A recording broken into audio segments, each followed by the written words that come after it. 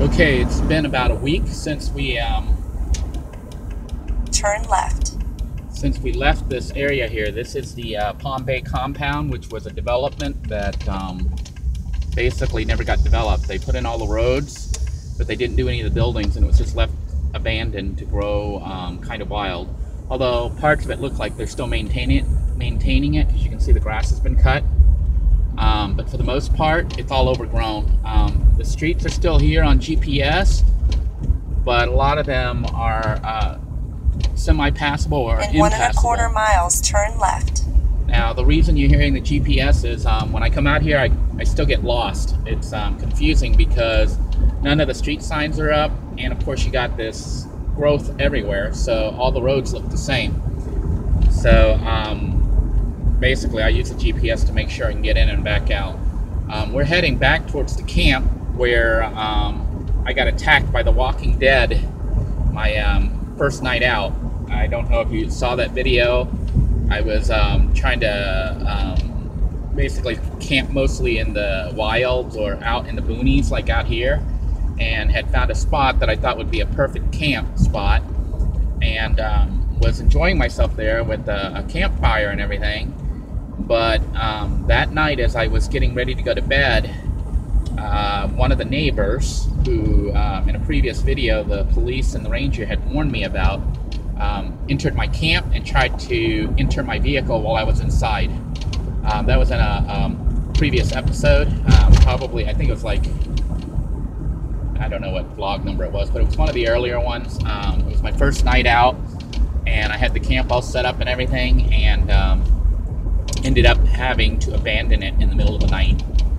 I left behind the water catchment system, which I'm getting ready to come over to check out to see if it's still there, or if my neighbor ended up taking it. And that's what we're doing.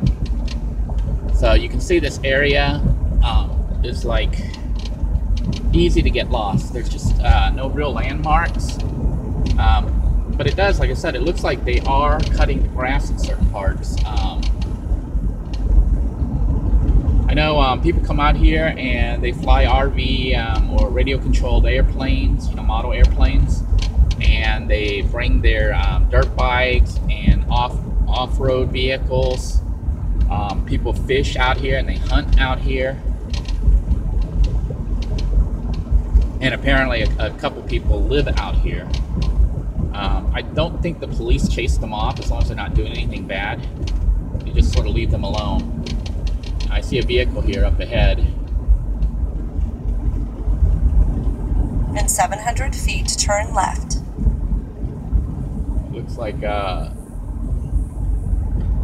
somebody may be potentially camping there. I don't know.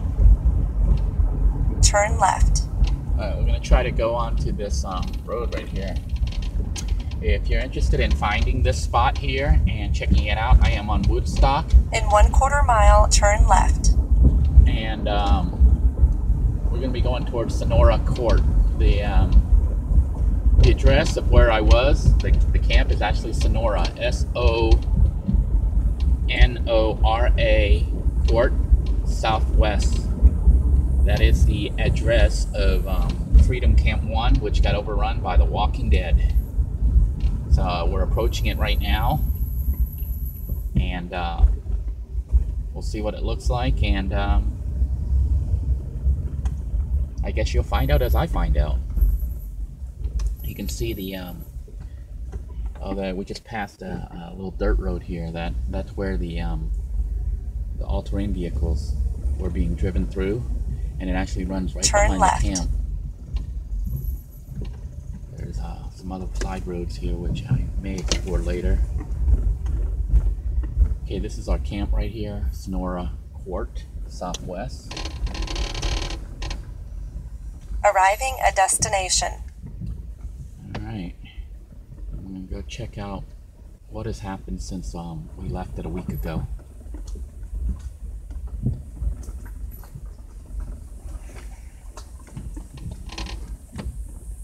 Well, I see the water catchment system is still here.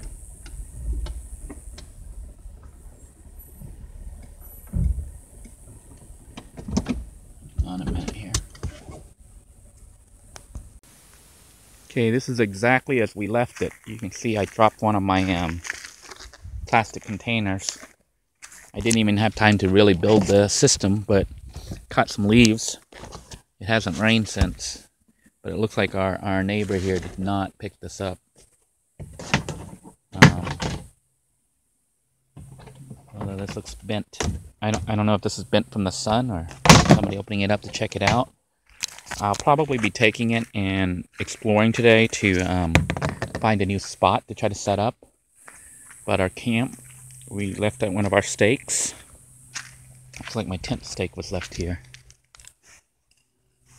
So, because basically, you know, after he tried to get into my vehicle, see another piece of rope here. He tried to get into the vehicle, and as soon as he walked away, I hauled ass out of here. I wasn't waiting for him to come back. I didn't know if he was going to get weapon or something. So I just hauled butt out of here. And it looks like no one's been back here, or at least if they have been, they left the stuff alone. So I'll take the water catchment, try to find another location, and that's pretty much it. Camp's still here. This was our campfire here. I got rid of a bunch of the trash that was here. So it looks like there's less here than was before. I'm just going to go ahead and abandon my efforts to clean this spot here because I don't know if that neighbor is still around and if he would be coming back by this area. I just don't feel secure here anymore. And we'll be looking for a new location, which we may try to camp at tonight.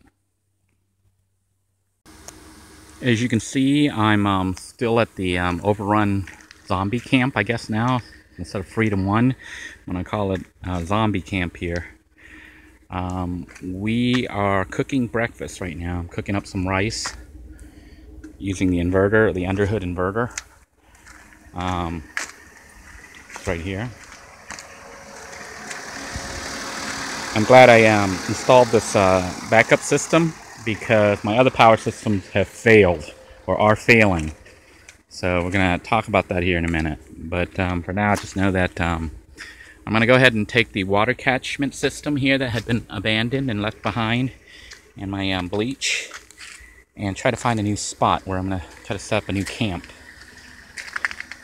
But for now, I'm making breakfast. I'll be having rice and eggs. And then I'll continue my journey here. Kind of sad, really. I like this spot. It was a really cool spot, and I had a really nice campfire going.